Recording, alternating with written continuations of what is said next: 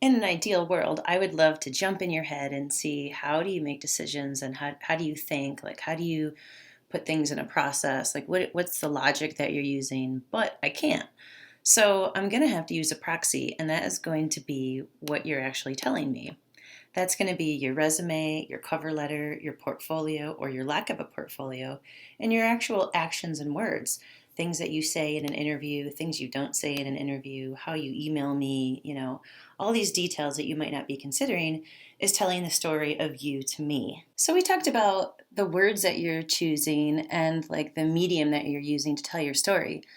But what about like how you are actually feeling while you're making this stuff? Like, do you think that this is this tedious procedure that's just like, oh, what a drag, you got to make a resume and a cover letter? Or are you like, yippee, this is going to be awesome. I can't wait to like make all these fun things and, tell people about my work. It's like that's going to be evident in what you create because when you put kind of like boring energy into something, it feels like that. Like when you put in pizzazz and wowness, you can feel it.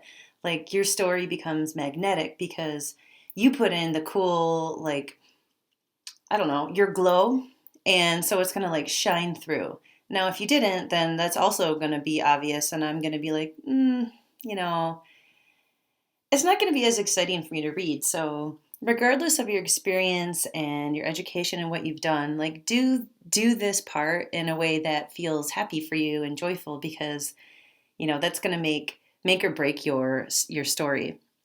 Now, if you can't think of anything that's like joyful about, being unemployed or like, applying for like 100 positions, it's like, yeah, okay, that's not really like a joyful thing. But, you can go back to what makes you excited about GIS? Like, why did you pick this as your major? Why did you pick this as a career path? And that's something that we're going to do in the like guided activity is go think about that. Like make a vision board about it because you're going to need that while you're writing your cover letter. Like go look at that before you write your cover letter and remember why you started this and then tell me why like you want to work with me and I'll be like, "Oh wow.